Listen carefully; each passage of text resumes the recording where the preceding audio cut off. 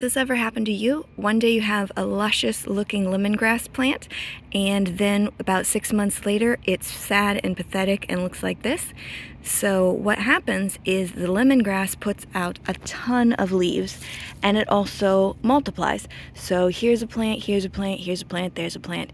And so all these extra leaves block the sunlight, block the water, block airflow, and allow bugs to climb up in here. This has some ants in there.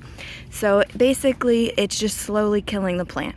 So how to revitalize it is to go ahead and pull up one of these plants. Let's get a different one. Let's get this one. Okay. And I'll show you what happened.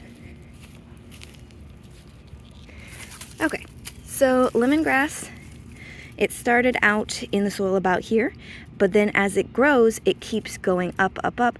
It'll put a new plant here, and then it'll keep going till it runs out of soil, basically. And so that's what's happened, is all these new plants are out of the soil, so they have to rely on this mother plant to feed them, to give them water. And so it puts a lot of stress and weakens them.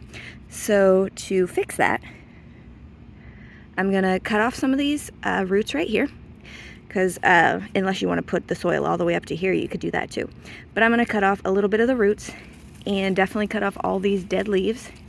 And then I'm gonna cut off to about here, because most of that's dead, and then the few that are, it doesn't really have the root structure to support a lot of leaves. It'll dry them out and it'll just make it weaker. So I'm gonna go ahead and cut it off here, and that in a few months will be a beautiful new plant. This one, same thing, could be a beautiful new plant as well. Okay, so I like to use it to make lemongrass tea, but you can also use it for cooking or other things. Is there anything that you guys like to use lemongrass for? Let me know in the comments. Have a great day gardening.